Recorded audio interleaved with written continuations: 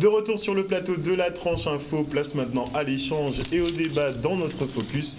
Et comme je vous l'annonçais avant la coupure pub, ce soir nous allons parler insertion par les métiers du numérique avec le Pôle emploi. Et à cet effet, je reçois Marie-Alex Loche qui est chef de projet régional sur le numérique à Pôle emploi. Elle est en présence de Betty Lestin qui est responsable du centre de formation Webforce 3 et également en compagnie de Cédric Gallou qui lui est référent numérique au conseil départemental. Bonsoir tout le monde. Bonsoir. Alors en plateau, je vous le disais justement, tous les mardis on parle des nouvelles innovations technologiques, des avancées dans le numérique. On sait qu'on bascule dans un monde où ça prend tellement de place qu'on ne peut pas faire autrement. Est-ce que Pôle emploi est prêt justement à faire la mise à jour de tous ceux qui doivent le faire en fait ? Alors, Pôle emploi s'inscrit clairement, effectivement, dans cette mission, dans l'effort, finalement, puisqu'on va parler d'inclusion, dans l'effort collectif qui doit être mené. En tout cas, Pôle emploi s'y inscrit pour effectivement faciliter l'accès. On va déjà parler d'accès aux droits, d'accès aux services. Et puis, la montée en compétences va nécessairement permettre d'avoir des compétences digitales, des compétences numériques qui concernent 75% des emplois aujourd'hui. Déjà, comment on franchit le pas de la fracture ? Alors, ça dépend de la cause de la fracture. En tout cas, lorsqu'il s'agit d'une fracture qui est liée au fait qu'on n'a pas la compétence, il s'agit déjà dans un premier temps de pouvoir évaluer où on en est. Et donc, il y a par exemple le test PIX qui permet d'identifier son niveau et de pouvoir ensuite rapidement être orienté vers une formule adaptée, une solution qui va soit répondre à un besoin d'acquisition de compétences numériques, soit un besoin de consolidation, ou soit pour des personnes qui sont déjà très avancées, un besoin d'aller plus loin, notamment vers les réseaux sociaux. Et puis maintenant, lorsqu'on parle de marché de formation, par exemple à Pôle emploi, on aborde aussi, alors auparavant, vous voyez, nous étions beaucoup sur, il y avait des remises à niveau, on était sur les compétences de base. Désormais, la compétence digitale devient une compétence de base, donc pour répondre aussi à la transformation des métiers existants, donc nos marchés de formation incluent donc dans la pédagogie et dans l'ingénierie un apport en compétences digitales. Et quand vous réalisez justement ce test, on a peut-être une idée justement donc du niveau des Guadeloupéens dans l'utilisation de ces outils connectés et numériques. Est-ce que le niveau est relativement bon ou bien on a énormément de lacunes et il y aura effectivement beaucoup à combler ? Alors il y a encore à faire. Et c'est pour ça que nous sommes enchantés en tout cas d'être tous ensemble ce soir entre partenaires et sur ce plateau pour communiquer déjà sur ces tests qui existent, parce que les personnes ne voient pas forcément l'intérêt de faire ce test, alors que le numérique est indispensable est dans notre quotidien. Alors même si on n'y voit pas d'intérêt, on ne va pas pouvoir faire autrement que d'y aller. Mais c'est quoi ? C'est du traitement de texte, de la navigation sur Internet ? Alors, plusieurs compétences sont effectivement évaluées autour déjà de la capacité à utiliser les outils aujourd'hui, le smartphone, la tablette, l'ordinateur, et puis après on arrive sur une compétence de base qui vous permet d'accéder à vos droits. Par exemple aujourd'hui, c'est savoir cliquer, savoir renseigner un formulaire et pouvoir l'adresser. C'est déjà une compétence de base. Et donc nous avons encore un certain nombre de demandeurs d'emploi, en tout cas pour parler des demandeurs d'emploi, qui n'ont pas réalisé ce test. Donc votre plateau est l'occasion, avec les partenaires, de les encourager à déjà réaliser ce test pour identifier leur niveau, parce qu'ils pourraient être surpris aussi, pensant peut-être qu'ils n'ont pas, parce qu'on est dans la représentation, qu'ils n'ont pas de compétences numériques et qu'en fait ils en ont, ou penser peut-être qu'ils ont un niveau assez élevé, important, et se rendre compte en tout cas au travers du résultat qu'il y a encore un gap à passer. Alors il n'y a pas de bons, de mauvais résultats, il y a des compétences à acquérir, il faut y aller, et donc effectivement un écosystème partenarial pour accompagner ces compétences. Et si on a effectivement cette mise à jour à réaliser, donc là vous passez par le biais d'écoles ? Alors, Alors, ça dépend où on en est. Par exemple, une personne qui aura un test PIX qui a un résultat, qui fait remonter un résultat inférieur à 50%, par exemple, nous allons mobiliser une offre de service autour, par exemple, d'un dispositif qu'on appelle le chèque haptique, qui va permettre effectivement aux personnes de pouvoir monter sur un premier niveau de compétences. Nous avons aussi des ateliers en interne, en tout cas pour Pôle emploi, qui vont accompagner les personnes à découvrir les services, ensuite à les mobiliser, et puis enfin, bien sûr, aller plus loin. Mais ça dépend effectivement du point d'entrée. C'est pour ça qu'on parle d'inclusion. L'inclusion, c'est l'idée de dire qu'on ne va pas dans le numérique avec une partie de la population, ni avec une partie des demandeurs d'emploi. En tout cas, pour ce qui concerne Pôle emploi, on va avec tout le monde. Donc l'inclusion nécessite un effort, nécessite une adaptation, et puis ensuite une solution en tout cas qui prend en compte le point de départ de chaque personne. La question, c'est est-ce qu'on a le choix ? On n'a pas le choix. On n'a pas le choix, mais il y a des solutions, il y a de l'accompagnement, nos partenaires en parleront.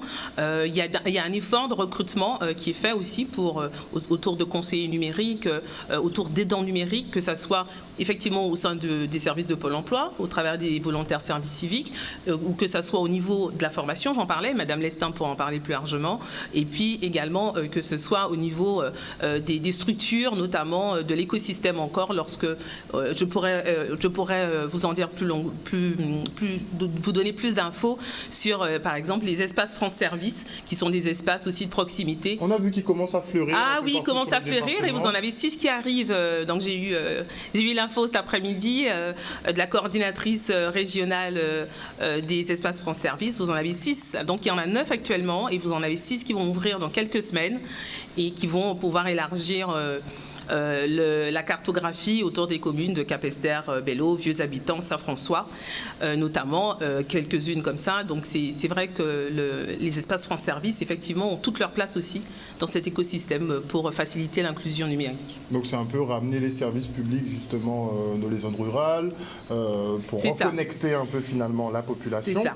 Et donc, c'est des espaces autonomes et il faut savoir effectivement s'en servir.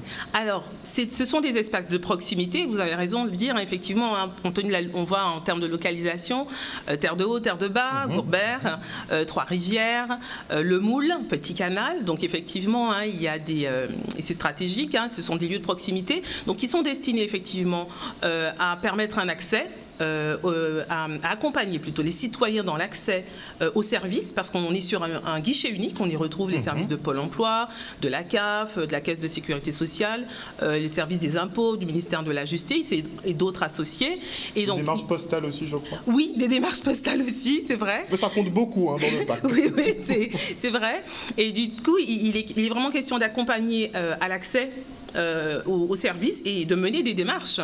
Par exemple, dans quelques semaines, 2-3 mois, nous aurons la déclaration d'impôt qui ne se fait désormais que pas que par la voie numérique. Donc on ne peut pas dire qu'on n'y va pas, pour répondre à nouveau à votre question. On va partir du côté des centres de formation. Quels seront votre rôle dans tout ça ? Alors, notre rôle en tant que centre de formation, alors déjà bonsoir à tous. Donc je me présente, je suis Madame Lestin, donc je suis la responsable de l'école WebForce 3. Donc pour la petite anecdote de WebForce 3, elle a été créée par Monsieur Alain Souligne il y a 8 ans, suite à un constat, justement le constat d'une pénurie dans certains secteurs, notamment les développeurs web, les designers web, donc le secteur du numérique. Et donc notre rôle en partenariat avec le Pôle emploi, ce sera justement de former toutes ces personnes dans des métiers du numérique qu'on va proposer dans le cadre de nos formations. Alors, les nouvelles générations, a priori, savent que ce sont des métiers d'avenir, mais bon, il faut réussir effectivement à convaincre et à convertir un peu tout le monde, puisqu'on y va, on est en train de foncer par là. Est-ce que pour vous, ça va prendre ? Est-ce qu'on est prêt ? Tout à fait, nous sommes prêts. Alors il faut savoir que depuis quelque temps, nous avons constaté un changement dans l'attitude et dans les personnes qui nous contactent en fait. Nous avons constaté un engouement pour le numérique, notamment auprès des femmes, ce qui n'existait pas avant. Donc on a ce changement... tout récent, l'engouement. Oui, c'est tout récent. Depuis fin 2022, on constate justement... 2022 on avance, 2021, on constate justement cet engouement et ça nous donne vraiment l'impression en fait que ça va prendre. Alors, mais qu'est-ce qui incite finalement les femmes à emboîter le pas finalement des métiers du numérique? Alors je pense qu'il y a plein de causes, hein. Il y a le Covid qui est venu un petit peu changer la donne pour beaucoup, hein, qui sont rentrés dans le cadre d'une reconversion professionnelle. Il y a aussi l'utilisation maintenant qu'on a du numérique dans tout. Le numérique est présent partout. Donc en fait l'intérêt est devenu plus grandissant. Et l'intérêt maintenant c'est vraiment de se rapprocher de ces métiers et qui évoluent. C'est pour ça qu'on dit souvent que l'informatique est rapide. C'est tout simplement parce qu'on l'utilise beaucoup et ça permet justement de la création de nouveaux métiers. Donc notre utilisation permet la création de nouveaux métiers et grâce à ces nouveaux métiers, nous pouvons proposer derrière nos centres de formation, Workforce 3, des formations pour atteindre ces métiers-là. Mais est-ce qu'il n'y a pas le sentiment que justement ces métiers seront éphémères, vu que ça avance tellement vite, ça évolue tellement vite? Est-ce que les gens arrivent à se projeter en se disant, bon, je serai designer graphique pendant 20, pendant 30 ans? Alors, ce ne sera pas éphémère. Je dirais qu'il y aura une évolution. C'est-à-dire un développeur aujourd'hui va constater une évolution dans son poste. Et nous, toujours, nous, les centres de formation, on est là aussi pour les accompagner à monter en compétences. Donc, dans le cadre de nos formations, on propose ce qu'on appelle les suites de parcours, ce qui permet à ceux qui ont commencé au niveau Bac+2 de monter au niveau Bac+3. Nous laissons aussi nos plateformes disponibles 24 heures sur 24 et à vie, ce qui permet aussi de toujours rester connecté sur l'évolution du numérique et ne pas justement avoir l'impression d'avoir un diplôme qui est devenu obsolète ou d'avoir fait une formation qui est devenue obsolète. Donc, il y a vraiment cette évolution qui suit justement les changements constants du numérique. Donc quand on s'engage effectivement sur ce genre de voie, il vaut mieux être prêt déjà à une évolution constante et des mises à jour justement constantes? Oui, parce que le numérique évolue et il faut évoluer avec. Comme disait Madame Bloch, on n'a pas le choix.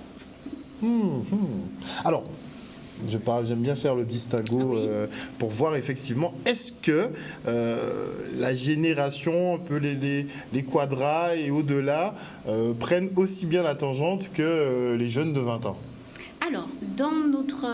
Alors, je prends l'exemple de Workforce 3. Dans la liste de nos apprenants, nous pouvons avoir des jeunes qui sortent du bac, comme nous avons aussi des personnes de 46 ans, 48 ans en reconversion professionnelle. Comme je vous l'ai dit, le Covid a joué aussi son rôle, un rôle dans cette transformation et dans ce besoin justement de se rapprocher du numérique. Donc on a des personnes qui approchent de la cinquantaine et qui se tournent franchement vers le numérique. Et ils y arrivent. C'est pas si compliqué que ça au final. Voilà. C'est juste de la volonté. Tout à fait. On a aussi un représentant du département, Monsieur Galou. Vous êtes référent numérique justement au conseil départemental. Quel sera votre rôle?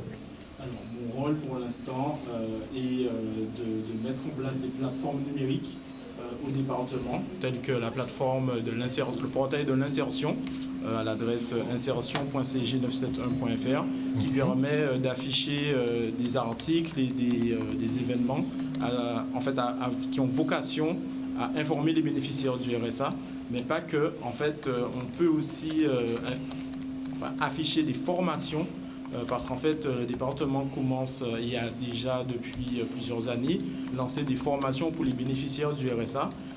Maintenant, on se tourne de plus en plus vers le numérique.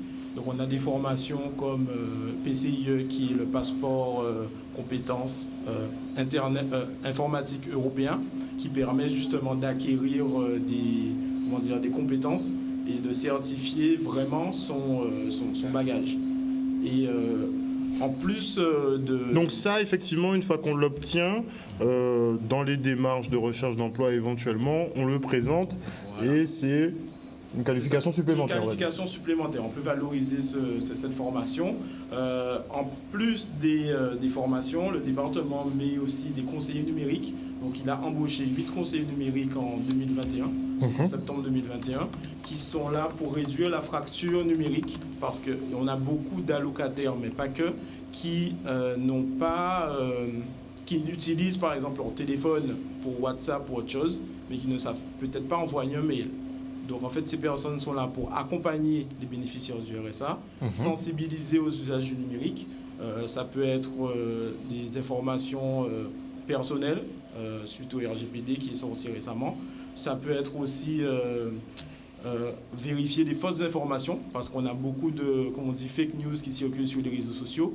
Et en fait, ils sont là vraiment pour sensibiliser et faire que les personnes prennent conscience des dangers aussi qu'il peut y avoir par rapport au numérique. Et du point de vue législatif, puisque ça avance pas mal aussi, on voit qu'il y a un peu une police d'Internet, il y a des nouvelles règles qui rentrent en jeu. Est-ce que vous mettrez à jour? J'aime bien le dire, puisque c'est un principe de mise à jour, en fait, qui va être pas permanent, mais ça va vite le numérique, donc il faut enchaîner.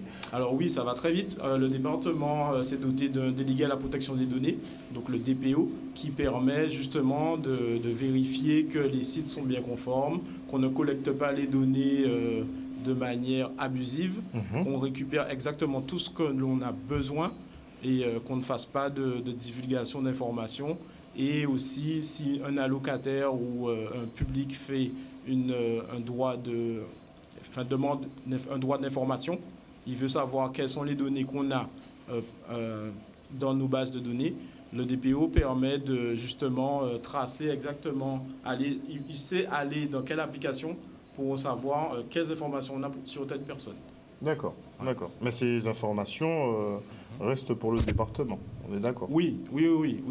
Sauf si on a des conventions avec les partenaires, dans ce cas-là, c'est bien stipulé et l'allocataire est bien informé des conventions qu'on a. Est-ce que le département va passer en tout numérique à un moment donné? Peut-être pas en tout numérique, mais bon... Alors, je ne pense pas qu'on peut passer en tout numérique parce qu'on doit quand même garder certaines traces papier pour des valeurs qu'on dit probantes. C'est-à-dire que si on scanne un papier, on ne sait pas, on n'a pas vraiment l'authenticité du papier. Ça a ses limites, le numérique a ses limites. Par contre, on essaie de dématérialiser beaucoup de choses, notamment pour les employeurs.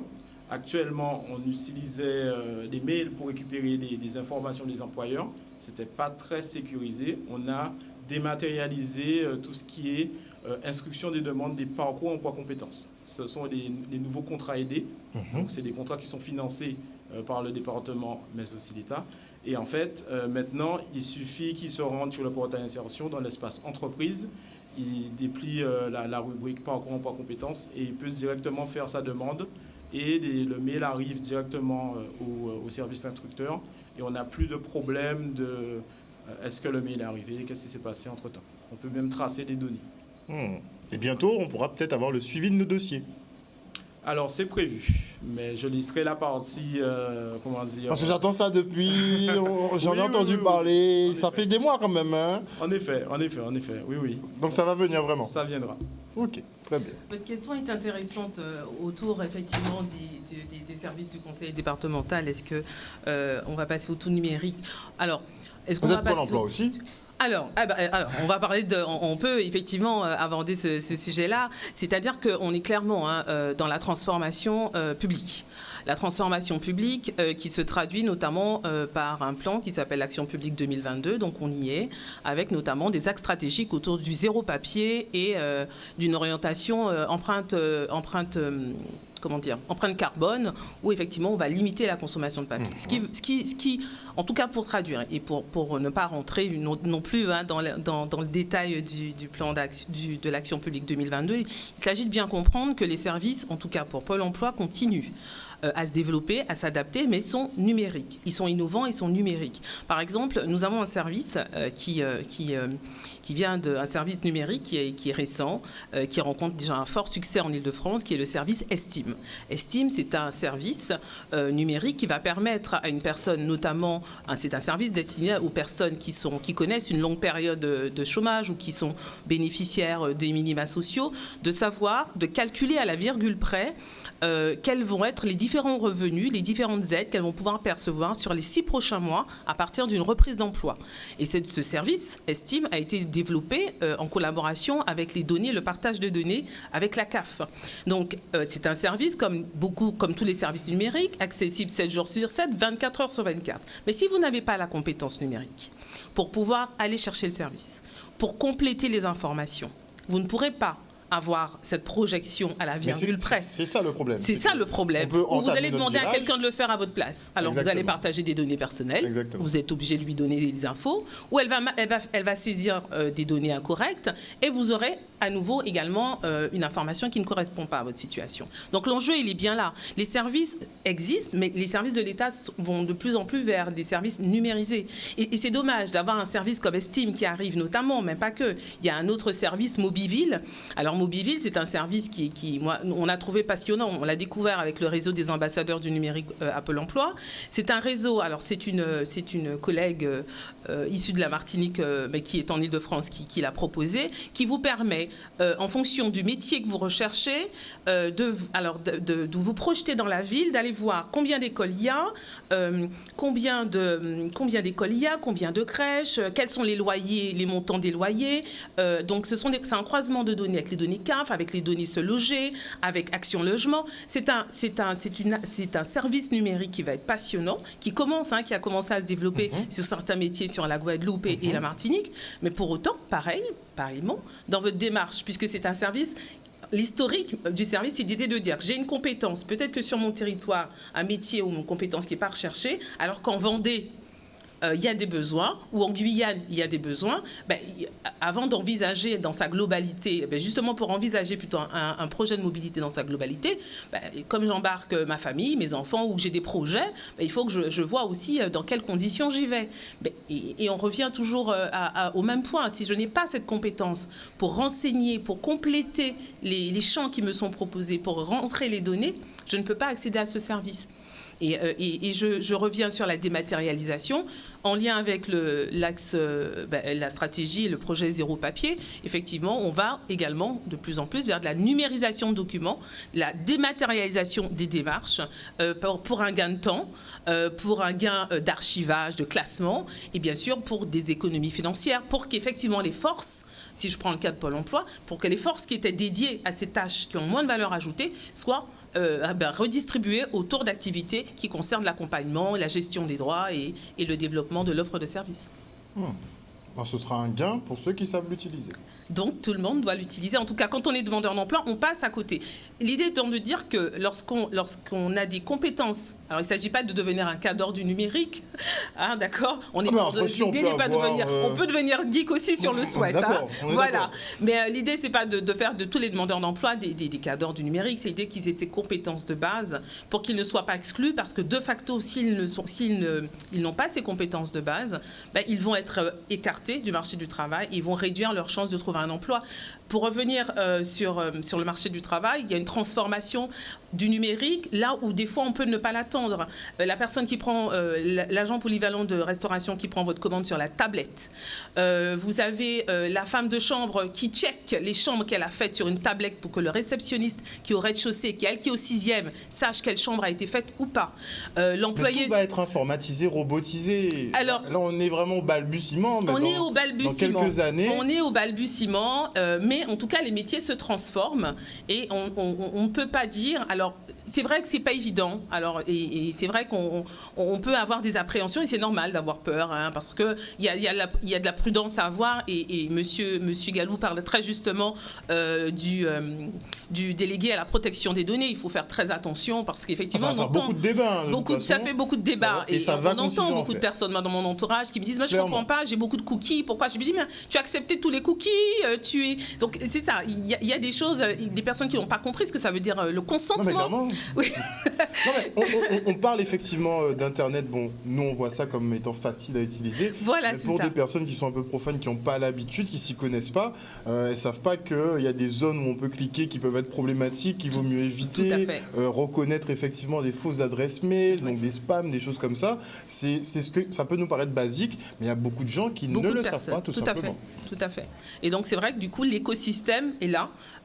Nous, effectivement, ce soir, on est sur la thématique de l'insertion en lien avec l'emploi, mais l'écosystème est là pour effectivement, on a aussi beaucoup le milieu associatif et les collectivités qui mènent des actions en ce sens dans les communes. Avant de voir qui va financer, il y a des questions justement sur le live, à savoir quel genre de débouchés, à quel métier on pourra accéder avec les formations que vous proposez. Alors, c'est vrai que depuis lundi, donc, est lancée la Semaine nationale des métiers du numérique avec plus de 60 événements sur la Guadeloupe.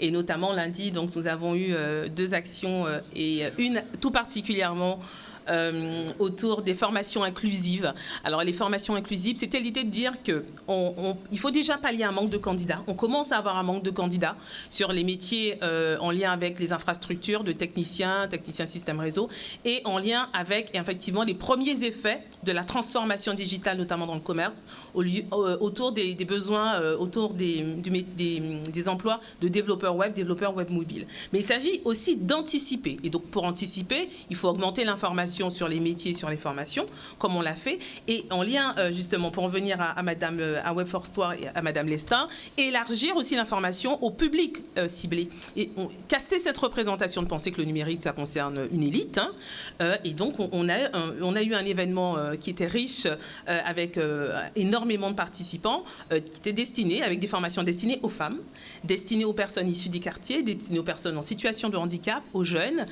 aux personnes éloignées de l'emploi, et c'était effectivement l'idée de dire que technicien. Alors, je ne les ai pas tous en tête, mais on a effectivement autour de l'infrastructure, et donc le plateau suivant nous permettra d'en parler, puisque la fibre optique continue à se déployer sur notre territoire. Vous avez pris les devants, puisque ça, on attend en fait la création d'emplois. Oui. Il y a certains qui se plaignent déjà par rapport à certaines grandes entreprises qui visiblement font appel à des compétences extérieures, et certains voudraient effectivement que les formations soient assurées en local plutôt qu'on prenne effectivement des gens qui sont déjà formés mais de l'extérieur. Alors, je vais rebondir tout de suite sur votre question, sur votre commentaire, parce que les formations proposées sont des formations locales. D'accord. Il y a cette modalité en présentiel. Nous avons la modalité en formation ouverte à distance, la modalité de formation aussi en apprentissage. C'est l'idée de dire qu'il y a un réel effort ici qui est fait pour qu'on soit formé au pays, qu'on travaille et qu'on reste vivre au pays. Et donc, c'est important que les personnes viennent s'informer, parce que pour identifier les métiers, il faut venir s'informer. Mais je vais revenir sur les métiers, l'infrastructure autour du déploiement notamment de la fibre. Ensuite, il y a l'assistance et la maintenance, parce que quand ça ne fonctionne pas, il faut bien que nous ayons des professionnels en face. Et puis, tout ce qui va tourner autour du développement, c'est vrai, de la donnée, il y a des choses qui arrivent, et puis également de la communication et du marketing. Mais pas que. Pour anticiper, il faut se préparer. Et donc, c'est maintenant. On se quitte pour une petite page de publicité. On revient avec nos invités en plateau. De retour sur le plateau du Focus, nous parlons toujours inclusion numérique avec Marie-Alex Loche, qui est chef de projet régional sur le numérique à Pôle emploi. Elle est toujours en compagnie de Betty Lestin, la responsable du centre de formation Webforce 3. Et nous ont rejoint sur le plateau Catherine Romuald, qui est directrice générale adjointe de l'insertion au conseil départemental. Elle est en compagnie de Jean-Gabriel Quilin, directeur du désenclavement numérique à la région Guadeloupe. Bonsoir. À nos nouveaux arrivants. On va finir, je propose qu'on revienne directement d'ailleurs sur les formations que vous proposez. Comment ça se passe, comment on s'inscrit, qui finance? Alors, la première question du qui finance, nous avons effectivement la Semaine des métiers du numérique qui a été l'occasion de montrer un petit peu l'offre de formation qui existe sur le numérique. Madame Romuald reviendra sur les formations financées par le conseil départemental. Nous avons les formations donc financées par Pôle emploi. Donc je parlais des formations notamment autour des actions de formation conventionnées par Pôle emploi. Donc les personnes sont invitées à se rapprocher de leurs conseillers. Donc nous avons celle proposée par le centre de formation Webforce 3. Madame Lestin, dans un instant, va les présenter. Et puis, nous avons notre partenaire Guadeloupe Formation, qui, notamment, en début de semaine, a communiqué également sur son catalogue de formation. Et toutes les informations sont sur le site de guadeloupeformation.fr. Voilà, donc je repasse la parole à Madame Lestin et Madame Romuald. Sur Webforce 3. Très bien. Alors, les formations que nous proposons, donc c'est la formation de développeur web mobile. C'est quoi un développeur web? Alors, un développeur web sera chargé de créer des sites internet, d'apporter justement cette plus-value à une entreprise pour qu'elle puisse avoir une visibilité dans le numérique. Voilà, donc ça, c'est son premier aspect. Après, il y a également énormément d'aspects plus profonds, mais on va principalement parler de ça. Ensuite, nous avons la formation de technicien assistant en informatique. Donc celui-là, son travail, ce sera vraiment la mise en ligne, comment ça s'appelle, excusez-moi. Donc son travail, ce sera de gérer tout ce qui est technique, voilà, d'assistance technique, donc suivre les réseaux, suivre la gestion des réseaux. Et également, nous avons la certification DevOps. Donc cette certification, donc, pour définir un petit peu ce que c'est, donc DevOps, c'est une contraction de deux mots, développement et opération. Donc ce sera une capacité supplémentaire que nous allons donner à un développeur pour pouvoir justement avoir une vision 360 degrés sur une situation donnée. Je prends un exemple. Si vous avez un réseau qui a besoin d'une réparation, vous aurez cette vision en tant que développeur, mais en tant que technicien. Donc cette vision, pour ne pas tout planter, avoir cette vision globale, à savoir comment on va réparer sans avoir à couper complètement le jus et se retrouver avec des utilisateurs qui ne peuvent pas justement accéder à leurs données. Très bien. Donc, voilà.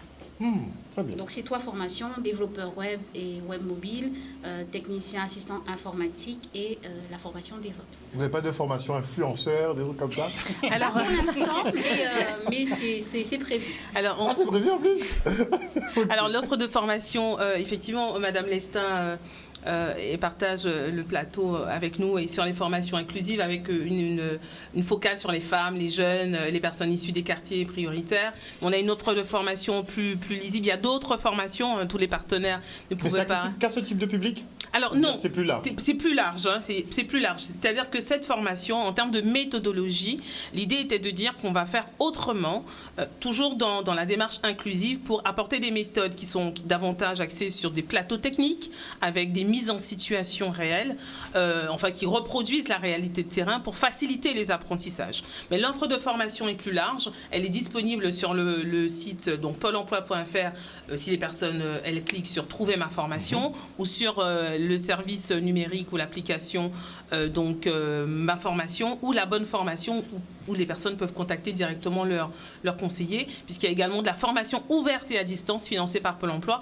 et on y retrouve les mêmes formations mais d'autres aussi en lien avec notamment les community managers par exemple, en tout cas le développement de compétences autour de la stratégie e-commerce, de l'animation de réseau digital. Des formations qui durent combien de temps en moyenne? Alors, nos formations durent à peu près 7 mois. Ça va, en moins d'une année, on Tout peut à acquérir une compétence. Tout à fait. Avec un stage en entreprise à la fin de cette formation. Stage obligatoire? Obligatoire, on dira que oui. Nécessaire. Combien de temps pour le stage? 2 mois. Ok. Ça va, c'est gérable, Tout à fait. négociable. Les Avec entreprises jouent le jeu? Oui. Tout à fait, oui. Oui, Et elles jouent le justement, jeu. on profite pour faire un appel aux entreprises parce que c'est avec eux qu'on pourra justement former de nouveaux techniciens et de nouvelles techniciennes. Il faut vraiment qu'on permette justement aux femmes d'accéder à ces métiers. Donc on fait un appel justement aux entreprises qui se rapprochent de nous également, parce que nous allons avoir des personnes à placer et ce sera important pour eux de savoir que voilà, c'est sûr que à la suite, ils auront cette possibilité de faire de la pratique, de pratiquer leur métier, quoi. On part du côté du département. Oui, avec quelques formations que nous proposons aussi. Alors nous, on n'est pas sur les web designers. On commence, si vous voulez, à donner des compétences en numérique à nos bénéficiaires du RSA qui en ont besoin. Souvent, on a des bénéficiaires du RSA qui sont au RSA depuis 2, 3 ans, 4 ans pour la plupart d'entre eux qui ont décroché. Donc, on va repartir à la base. La première formation que nous proposons donc à Bemawe et à Basse-Terre, c'est le brevet informatique Internet adulte. C'est tout simple, donc c'est la base, comment j'apprends à utiliser Internet, un ordinateur, etc. On a un passeport de compétences informatiques européen en renforcement à Pointe-à-Pitre, à Petit-Canal. Important aussi de dire qu'on essaye de faire en sorte que les formations soient aussi sur tout le territoire, qu'on ne soit pas que dans la zone centrale, pour pallier les difficultés de déplacement sur le territoire. Donc on travaille, on incite les centres de formation aussi à déployer les formations au plus près des bénéficiaires du RSA. Donc ces 2 formations-là qui sont financées donc par l'Europe, le Fonds social européen et le Conseil départemental. Et puis nous sommes en train de développer sur le territoire une offre d'ateliers parcours d'insertion. Alors ça, c'est pas de la formation, c'est vraiment de la sensibilisation. Ça prépare le bénéficiaire du RSA qui a décroché depuis très longtemps du marché du travail à se remettre en fait en selle, on va dire. Donc ces ateliers parcours d'insertion, nous en avons qui vont vraiment apprendre à maîtriser les nouvelles technologies de l'information et de la communication. Donc on en a à Capesterre, au Moule, à Saint-François, au Gosier. Et puis nous avons aussi développé une offre spécifique pour apprendre à manipuler les outils pour rechercher du travail. Donc il y a des sites internet aujourd'hui sur lesquels il faut déposer son CV. Donc on va accompagner, je ne vais pas citer tous les réseaux, mais vous en connaissez quelques-uns. On va accompagner les bénéficiaires du RSA spécifiquement à utiliser ces outils pour l'emploi, pour optimiser bien sûr leur recherche d'emploi et déboucher sur l'emploi durable. Donc les ateliers parcours d'insertion sont financés par le Conseil départemental, mais aussi par la stratégie nationale de lutte contre la pauvreté, puisque nous avons une contractualisation avec les services de l'État.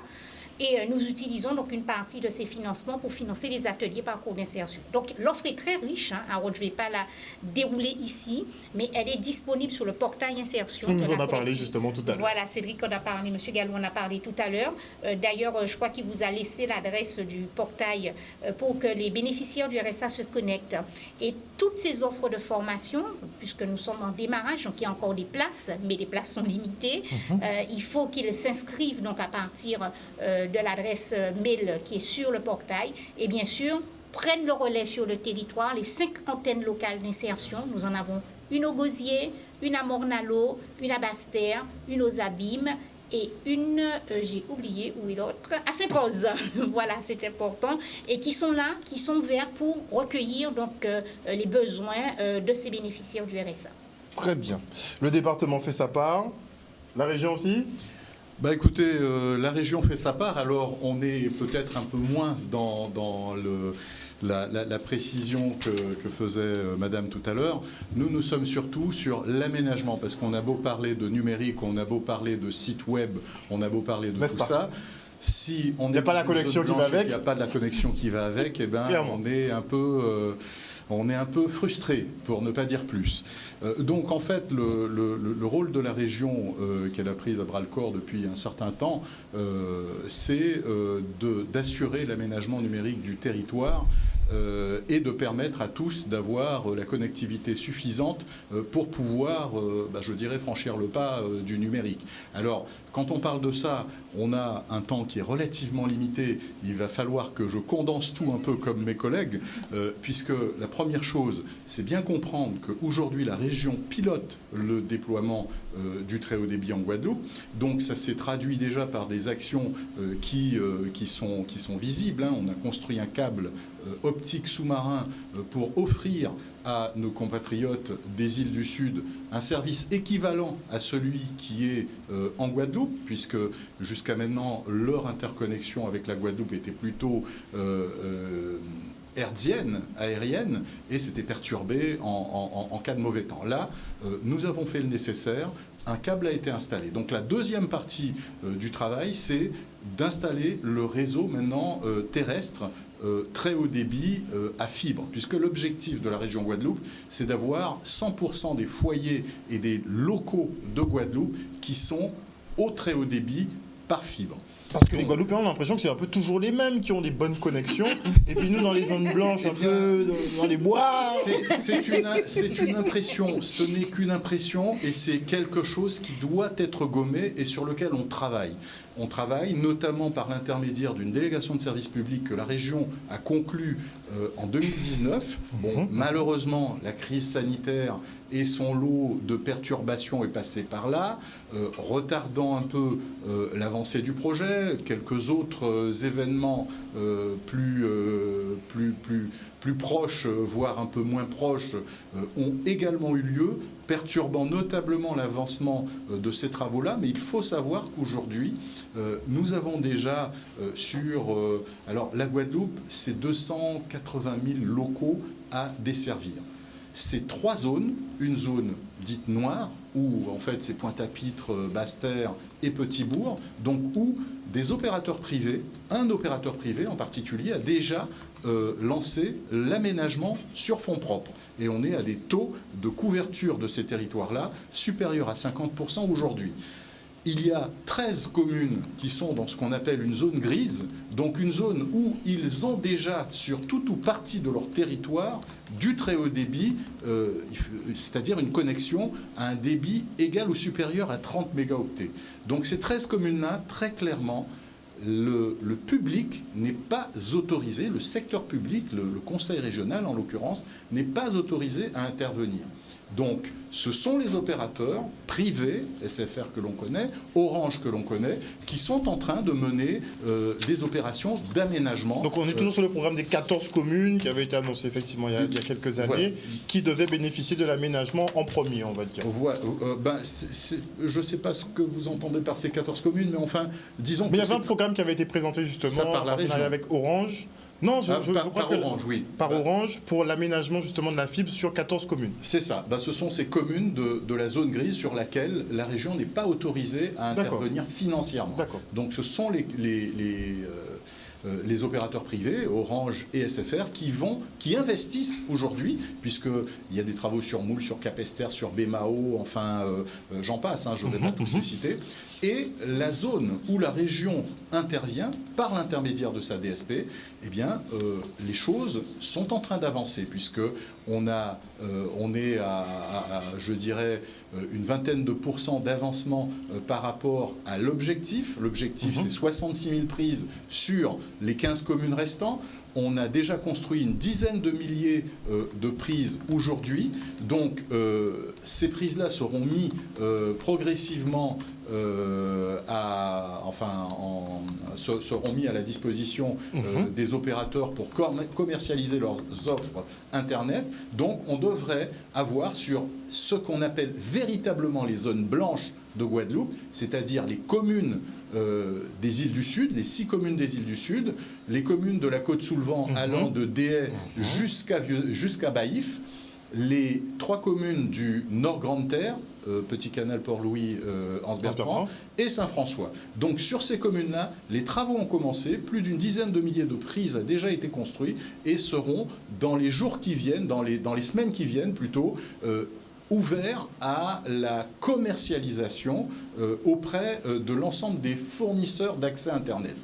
Ça, c'est une première chose. Donc, il faut bien comprendre comment ça se déroule. Et l'objectif, c'est d'avoir construit nos prises, nos déjà 43 000 d'ici à la fin de l'année, je vous disais 10 000 pour fin 2021, donc on est en janvier 2022, plus 27 000 fin 2022, plus 27 000 encore fin 2023. Donc on devrait arriver à un projet de construction de la desserte de l'ensemble des logements de ces zones blanches d'ici à fin 2023.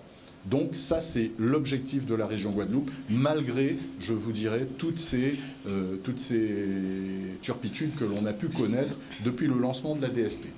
Mais il faut savoir qu'en matière d'inclusion numérique, la région a des actions qui sont extrêmement précises, notamment au travers de ce qu'on appelle les cyberbus. Ce sont des matériels avec de l'informatique embarquée qui permettent d'aller à la rencontre des personnes au plus proche de chez elles. Donc on est régulièrement... Alors c'est vrai que la crise Covid étant passée par là, les règles de jauge et tout ça, bon, on a un peu arrêté ce dispositif-là. Et puis vous en avez transformé un. On a transformé un. Mais il va reprendre au fur et à mesure les missions qui sont les siennes, notamment aux côtés du conseil départemental, aux côtés de Pôle emploi, de la Poste, de Guadeloupe Formation. Les conseillers numériques notamment. Voilà. L'ensemble. Parce qu'ils sont embarqués, les conseillers numériques sont embarqués sur les cyberbus. C'est ça. Donc l'ensemble de ces moyens-là seront remis progressivement, une fois qu'on sera dans un fonctionnement sanitaire plus normalisé, remis à la disposition du public. Un autre gros projet qui est en cours de déploiement par la région Guadeloupe, c'est un projet de Wi-Fi territorial. Qu'est-ce que c'est ? nous allons installer des hotspots Wi-Fi sur l'ensemble des communes de Guadeloupe pour offrir un Internet gratuit et sécurisé à la population. Partout. Partout. Dans chaque sur commune. toutes les Vous avez dit dans chaque commune, hein, monsieur Dans Guillain. chaque commune, j'ai dit. J'ai dit Concentré dans les bourgs, ce sera, Alors, il y aura ce des... sera concerté. Il est prévu plus de 300 sites, voire plus de 3300 sites. Je m'explique. 300 sites, ce qui est retenu aujourd'hui, ce qui est prévu par la région Guadeloupe, ce sont les centres-bourgs, bien sûr, donc les places centrales, les mairies, les sécasses, les médiathèques, les plages, les gares routières, les gares maritimes et les grands équipements type ports et aéroports. Donc ça, quand on fait le calcul sur les 32 communes de Guadeloupe, on arrive aux alentours de 300 sites. Et pourquoi est-ce que je dis 3300 ? Parce que nous avons aussi ménagé une possibilité d'installer ce qu'on appelle des surbox, donc des dispositifs qui permettent aux gens de pouvoir accéder dans les mêmes conditions à cette plateforme qui leur offre l'Internet gratuit, eh bien, qu'on pourra déployer à la demande dans des établissements privés, que ce soit des restaurants, des bars, des zones de vie, quoi, tout simplement. Donc, un très gros projet qui, les tiers-lieux, alors les tiers-lieux sont... Oui. Quand je parlais de médiathèque, je pensais aussi tiers-lieux. Donc, véritablement, pour avoir une couverture maximale. Et ce dispositif-là doit offrir des services à la population, aux visiteurs, sur tout ce qui est événementiel, sportif, services de proximité, entreprises de proximité, véritablement quelque chose. Parce que faire des réseaux pour faire du WhatsApp, ça n'a aucun intérêt. Faire des réseaux pour offrir des services, pour offrir à la population une valeur ajoutée et connaître un peu le fonctionnement même de et les besoins de notre population, c'est quelque chose qui est essentiel. Et comment les opérateurs voient ça ? Comment les opérateurs voient ça ? Puisque vous allez mettre de l'Internet partout finalement gratuitement. On met de l'Internet partout gratuitement, mais ce n'est pas ça qui empêchera les opérateurs de commercialiser leurs offres. Alors quand on dit partout, il n'y aura pas, ce sont des hotspots, oui, c'est-à-dire que ce sont des espaces qui sont limités. Ça. Vous, lorsque vous utilisez votre Internet, je suppose qu'une fois que vous êtes sorti de la place centrale d'une commune, vous avez quand même besoin de continuer. Si, on reste connecté en permanence. Mais moi, j'en connais 2-3. Voilà. Ils vont rester toute la journée par là. Mais écoutez, c'est on va recréer des centres de villas pour aller retrouver. C'est pas faux. Voilà, c'est peut-être une manière de redonner un peu d'animation à certaines communes, à certaines places centrales, à certains... Parce qu'on est toujours greffé à nos téléphones, mais là on va se retrouver justement près des hotspots. Bah, pourquoi pas ? D'ailleurs, pourquoi pas ? Pour rebondir sur ce que dit M. Quillet, parce qu'il nous explique le déploiement de ces services, et il va falloir accompagner les personnes, parce que, comme on le disait tout à l'heure, il y a de la formation qui est mise en place, mais à un moment donné, il faut accompagner. Et on a évoqué les conseillers numériques. D'ailleurs, c'est dans ce cadre-là que un certain nombre de collectivités se sont dotées de conseillers numériques. Au sein de la collectivité départementale, nous en avons d'ailleurs recruté 8 à la suite de l'appel à manifestation d'intérêt. Et il y en a 5 qui sont entièrement dédiés à l'accompagnement des bénéficiaires du RSA.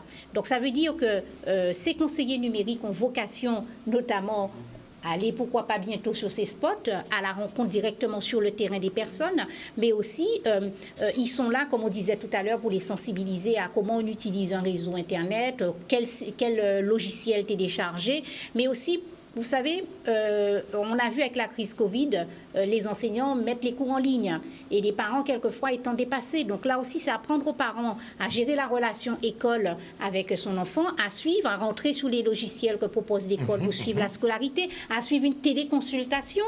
Parce que ça aussi, aujourd'hui, on sait qu'on a de plus en plus de mal sur le territoire, quelquefois, à se déplacer. Les téléconsultations se développent. Donc, l'idée aussi de ces conseillers numériques, c'est de permettre aux bénéficiaires du RSA de s'approprier le numérique, de ne pas en avoir peur, de sortir de l'usage classique du WhatsApp, de se créer une identité numérique. On a encore des bénéficiaires aujourd'hui qui n'ont pas d'adresse mail. Et pourtant, on a besoin aujourd'hui de ces adresses mail pour communiquer avec eux. Donc, tout simplement.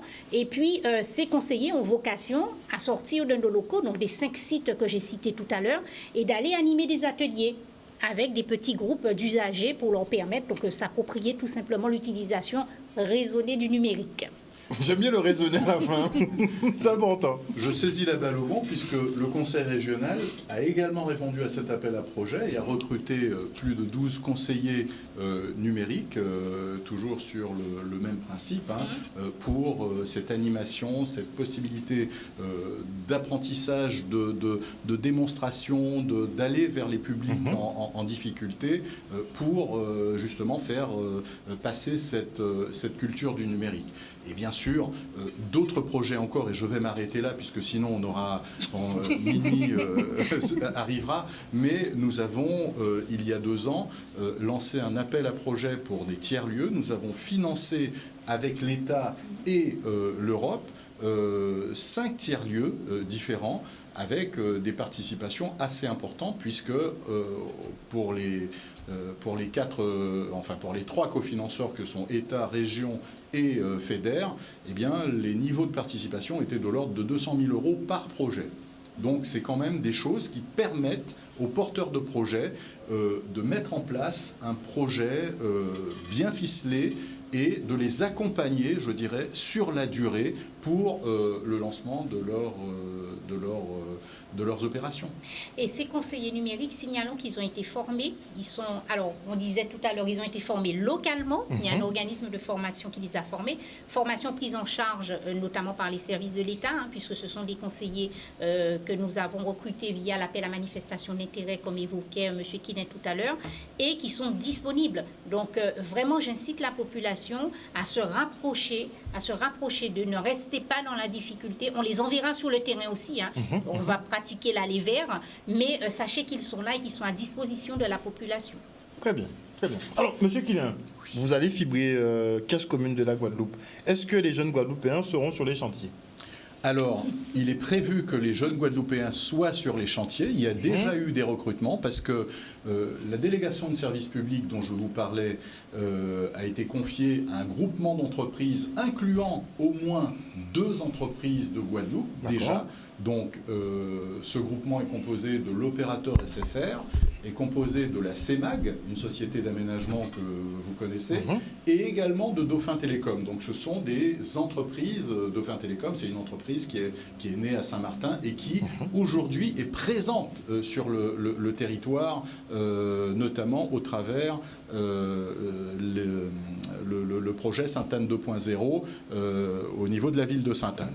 Donc déjà, on a choisi de véritablement retenir cette candidature par rapport à des éléments de cette nature. Mais surtout, au niveau de la candidature, au niveau de cette procédure, nous avions intégré des clauses sociales et aujourd'hui, nous avons un tableau très précis avec des choses qui sont suivies par des facilitateurs, c'est comme ça que ça s'appelle, des facilitateurs de l'insertion, pour vérifier la réalité des engagements des entreprises par rapport au recrutement, à la formation des personnes recrutées. Et donc, bon, je n'ai pas ça en tête, parce que vous imaginez bien que la DSP, c'est quelque chose qui va durer 24 ans, mais la construction même du réseau va se dérouler sur les 3-4 ans qui viennent maximum. Et dans un premier temps, d'ailleurs, nous avons déjà financé des plateaux techniques, donc pour former les jeunes locaux, nous avons financé via cette DSP 2 plateaux techniques, une à Fort-Mélec, une autre à Guadeloupe Formation, de telle sorte que l'on puisse former les jeunes, et peut-être même les moins jeunes, au métier de la fibre. Parce qu'aujourd'hui, on a des gens qui sont formés au métier du cuivre, mais c'est une spécificité que de passer à la fibre. Les soudures ne sont pas les mêmes, les règles de tirage ne sont pas les mêmes. Enfin, on m'a dit qu'on ne peut pas embaucher n'importe qui sur un chantier de fibre. Il faut savoir ce qu'on fait. Ben, bien sûr. Parce que, bon, si donc vous voulez, il faut les formations. Vous pouvez bousiller un touré de fibre si vous ne l'utilisez pas comme il faut et que vous ne respectez pas les règles. Donc, ces plateaux techniques qui ont été financés via cette DSP auprès de ces organismes de formation ont déjà commencé leur programme de formation, notamment pour les soudeurs, les monteurs câbleurs, les câbleurs, ces métiers-là. Et ensuite, ces métiers-là vont évoluer avec la vie de cette du réseau, on va dire, service public. Parce que si au début vous avez besoin de personnes opérationnelles sur les travaux, eh bien dans la durée vous avez besoin de personnes on disait pour sur l'entretien, l'assistance technique, c'est ça. l'entretien, Et vous la avez commercialisation, Tout à fait. la gestion. Et donc ce sont des transformations qu'il va y avoir dans ces métiers-là de façon à tenir compte de la réalité du besoin des entreprises. Et je tiens à signaler que ce n'est pas uniquement la DSP qui génère du flux, parce que rappelez-vous des masses que je vous ai indiquées au début. 280 000 prises à construire sur la totalité de la Guadeloupe, 66 000 dans le cadre de la DSP. Donc, véritablement, ces formations-là, elles vont profiter à l'ensemble du territoire, donc des personnes intéressées par ces métiers-là, mais elles seront à l'endroit de tous les opérateurs qui vont commercialiser des offres ou qui vont réaliser des prestations dans le domaine du numérique. Alors moi je voulais revenir Pour sur le mot de la fin, l'entreprise. madame. Je voulais revenir sur l'entreprise et effectivement en lien avec les formations financées par Pôle Emploi. Clairement, c'est pas de la formation pour faire de la formation. Ce sont des c'est ce que formations. tout le monde se demande. Voilà, Parce que c'est pas de la formation pour faire de la formation. Ce sont des formations de qualité. Il y a un cahier des charges. Il y a une exigence, de vraie ou de petite exigence. Il y a une exigence au niveau des organismes de formation. Et ce sont des formations qui se construisent à partir des remontées de terrain. Ce sont donc des formations tournées vers l'entreprise qui font écho avec des besoins actuels ou à venir. Donc ça, c'est important que les personnes s'en rappellent, que les demandeurs d'emploi le sachent. Ce sont des formations gratuites et rémunérées pour le demandeur d'emploi. Elles sont gratuites pour lui, mais elles sont financées notamment par le plan d'investissement dans les compétences. Et ça, c'est un effort qui est fait encore pour qu'effectivement les compétences soient là et qu'elles soient actualisées.